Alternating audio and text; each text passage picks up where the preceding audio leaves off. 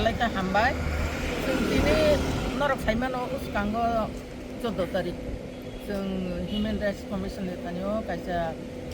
letter Malaimani Tini je Nanda Nagar baniya khainai rokno at kaisa phai uskango Khlaikha 11 tariko at kaisa phai rokno Khoroksa municipal ni borok ni bosawo borok ni mane rok langthangbai manno tuino जों आरो kaisa complaint di mani Human Rights Commission borok जोंनो aboni uttor Tini malai taide hini sahoro जों थांगि मालायफ्रा Malaimani Yagolo aroni chairman Tini Human Rights Commission chairman sahebno soho फाइलायो और कायसे खाली जागा दंगो और बाजार खालायमानो होनो borok samani bai जों o jagano spot नायलेनो निके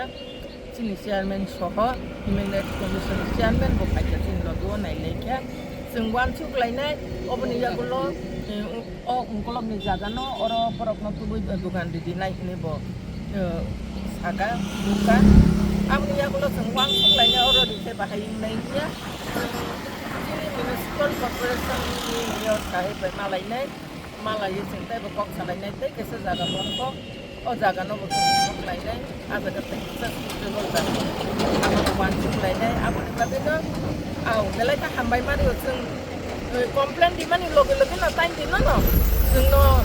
aboni bago tor dinani bago borak जों no ringka office जों thaiya ngai Sono tanani ikino tabu bersifat tanggai tonggo aboni bagi Khlaikha hambai mario जों wansuk lainai Tini mayor sahibai kok salayi tamo solution thang जों abon nainai phiaba